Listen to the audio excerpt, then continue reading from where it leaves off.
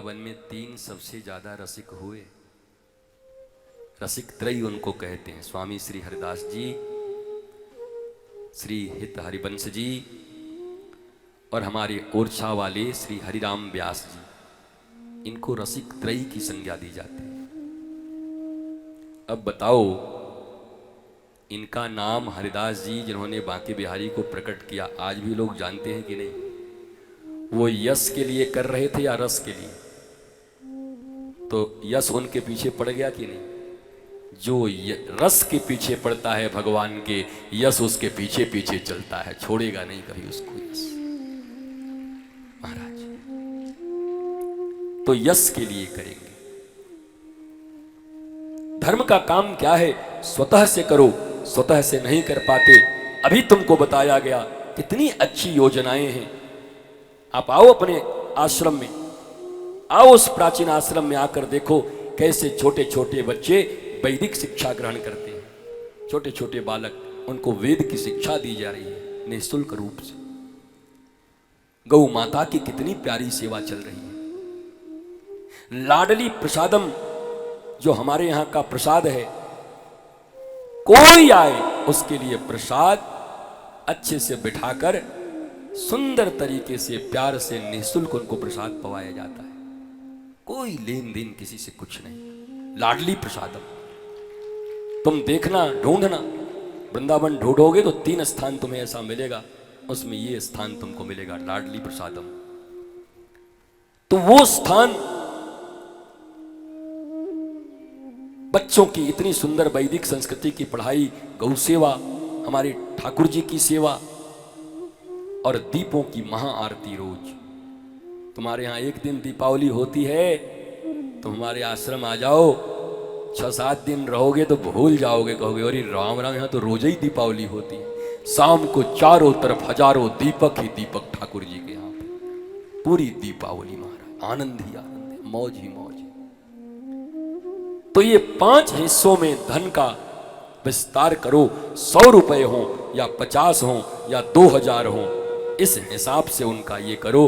अब तो बच्चों खुश हो करके और सारे लोग जोरदार ताली बजाओ कि इंद्रिय तृप्ति के लिए भी धर्म में लिखा हुआ है। हम सिनेमा भी देख सकते हैं, लिखा हुआ है। आंखों को अगर अच्छा लगता है सिनेमा देखने तो चलो एक पिक्चर देख के आएंगे, लेकिन पिक्चर भी अच्छी खासी देखेंगे, ठीक ठाक राम सेतु देख आओ, कोई बढ़िया पिक्चर देख आओ, महाभारत देख आओ, और कोई जरूरी नहीं महाराज को जो पसंद है वही देख आओ। लेकिन ध्यान रखो कि वो चीजें तुम्हारे ऊपर प्रभाव जरूर डालती है। अगर कुछ गड़बड़ हुआ तो प्रभाव डालेगा, मुश्किल हो जाएगा। इसलिए सिलेक्ट करो कि क्या देखना है, इंद्रियों को क्या दिखाना है। तुम्हारे बच्चे रोते हैं, जिद करते हैं, ठंडे के दिन में आइसक्रीम खाऊंगा, मम्मी देती है? नाक बह रहा तो सुलुक सुलुक करता, आइसक्रीम खाऊंगा, और आइसक्रीम रखा है फ्रिज में पर मां नहीं देती, ऊपर से पकड़ कर तड़ तड़ मारती और है। चुप। तो मां है कि कसाई है? बोलो, मां है। उसको पता है अभी इसके योग्य क्या है। ठीक गुरु भी ऐसे ही होते हैं, तुम मांगने कुछ और आओगे और वो बता देंगे कुछ और साधना, क्योंकि पता है संडे में हो, सर्दी हुई है, अभी बर्फ देना ठीक नहीं है, इसलिए छोड़ मत देना, गुस्सा मत हो जाना कि गुरुजी मना कर दिए। ठीक समय आने पर मैया से बढ़िया आइसक्रीम कौन खिलाएगा अपने बच्चे को? ये ले, दूध वाला बनाई हूं तेरे लिए, आम भी डाला है, ले खा, मौज कर। मैया बोलती जरूर है अपने बेटे को, मर भी नहीं जाता है, पर कोई मां चाहती कि उसका बेटा मर जाए, बोल तो देती है। नहीं, हमारी बात तो बड़ी बुरी लगती है आप लोगों को। बताइए, महात्मा है, ऐसी बात बोलनी चाहिए? तुम अपनी मां हो, दिन रात 50 बार अपने बेटे को बोलती हो मर जा, मरियो नहीं जाते, काबल जिंदा है, समझ नहीं आते मौला। लेकिन अगर कोई सांप और बाघ भी सामने आ जाए बच्चे के सामने, तो मैया सामने खड़ी हो जाएगी, बच्चे को बचा लेगी, अपने आप को मार डालेगी। इतना प्रेम करती अपने बच्चे को, पर बोल तो देती गुस्से में कि मर जा।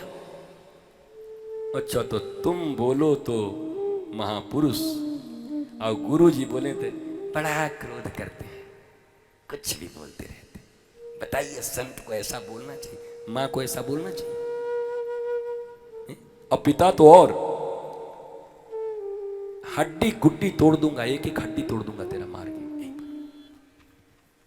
बताओ, अच्छे हड्डी के इतने डॉक्टर दुनिया में आ गए हैं हड्डी जोड़ने के लिए, तोड़ने वाला डॉक्टर है।